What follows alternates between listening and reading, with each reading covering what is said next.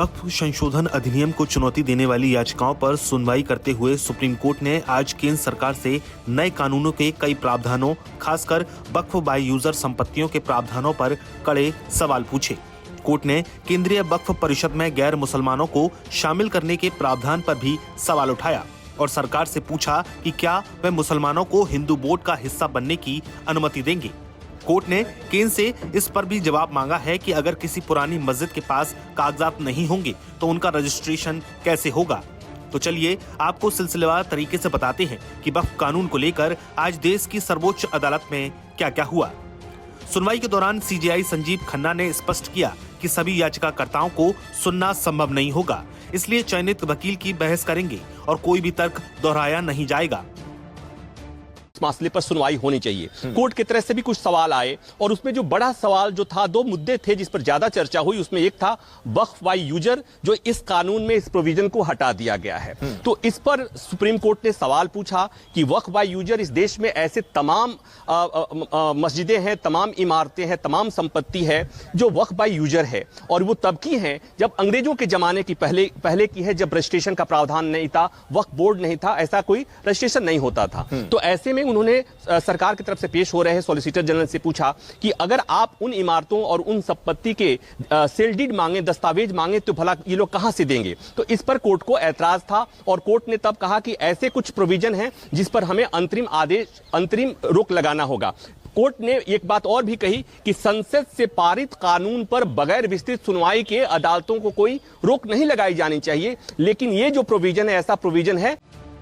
इसके बाद सीजेआई खन्ना ने कहा कि जब वे दिल्ली हाई कोर्ट में थे तो उन्हें बताया गया था कि दिल्ली हाई कोर्ट की बिल्डिंग वक्फ भूमि पर है, ओबरॉय होटल वक्फ भूमि पर है। उन्होंने कहा कि हम ये नहीं कह रहे कि सभी वक्फ बाय यूजर संपत्तियां गलत हैं, लेकिन चिंता के कुछ वास्तविक क्षेत्र भी हैं। चलिए अब आपको बताते हैं कि सुनवाई के दौरान सुप्रीम कोर्ट ने क्या कहा। सुनवाई के दौरान कोर्ट ने कहा, हम कहेंगे कि जो भी संपत्तियां न्यायालय द्वारा वक्फ घोषित की गई हैं, उन्हें गैर वक्फ नहीं माना जाएगा, चाहे वह वक्फ बाय यूजर की हो या नहीं। कलेक्टर कार्यवाही जारी रख सकते हैं, लेकिन प्रावधान प्रभावी नहीं होगा। बोर्ड और परिषद के संबंध में पदेन सदस्य नियुक्त किए जा सकते हैं, लेकिन अन्य सदस्य मुस्लिम होने चाहिए। इसके बाद सुप्रीम कोर्ट ने वक्फ बाय यूजर के प्रावधान पर भी सवाल उठाते हुए कहा कि सरकार 14वीं और 16वीं शताब्दी की मस्जिदों को कैसे रजिस्टर करेगी। कोर्ट ने कहा कि कई पुरानी मस्जिदें हैं, 14वीं और 16वीं शताब्दी की मस्जिदें हैं, जिनके पास रजिस्ट्रेशन सेल डीड नहीं होगा।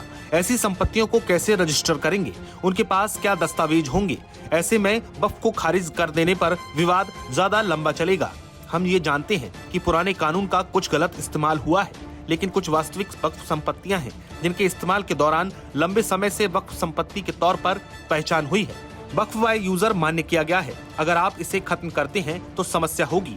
आपको बता दें, सीजेआई संजीव खन्ना और जस्टिस पीवी संजय कुमार और जस्टिस केवी विश्वनाथन की बेंच ने इस मामले पर सुनवाई की। केंद्र की ओर से solicitor general SG Tushar Mehta पैरवी कर रहे थे, तो वहीं कानून के खिलाफ कपिल सिब्बल, राजीव धवन, अभिषेक मनु सिंह भी सीयू सिंह दलीलें रख रहे हैं।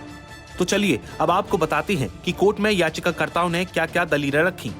वरिष्ठ वकील अभिषेक मनु संघवी ने कहा कि वक्फ अधिनियम का पूरे भारत में प्रभाव होगा, याचिकाओं को उच्च न्यायालय में भेजा जाना चाहिए। उन्होंने अधिनियम के खिलाफ दलीलें दी और अधिनियम पर रोक लगाने की मांग की। वरिष्ठ वकील हुजैफा अहमदी ने कहा, उपयोगकर्ता द्वारा वक्फ इस्लाम की स्थापित प्रथा है, इसे खत्म नहीं किया जा सकता। वरिष्ठ वकील राजीव धवन ने कहा कि संशोधन मुसलमानों के धर्म का पालन करने के अधिकार का उल्लंघन करता है और दान इस्लाम का एक आवश्यक धार्मिक अभ्यास है। सुप्रीम कोर्ट में वक्फ संशोधन अधिनियम 2025 की संवैधानिकता वैधता के खिलाफ याचिकाओं पर आज सुनवाई पूरी हो चुकी है। इस मामले में कल फिर से सुनवाई होगी, जिसके बाद ही इस कानून की वैधता पर स्पष्टीकरण सामने आ पाएगा और पता चल पाएगा कि कोर्ट की दृष्टि में ये कानून वैध है या नहीं। चलिए अब आपको बताते हैं इस मामले पर क्या है ताजा अपडेट।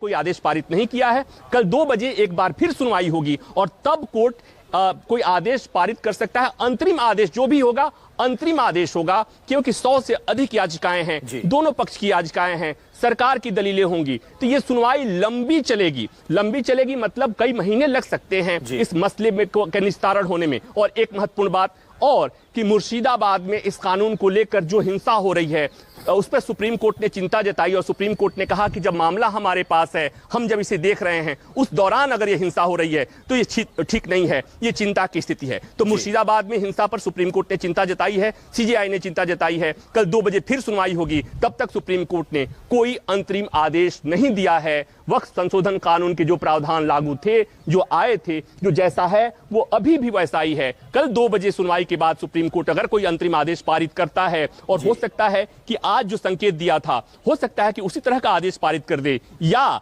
सरकार की दलीलों को सुनने के बाद उसमें संशोधन कर दे। जो कुछ भी होगा, कल 2 बजे की सुनवाई।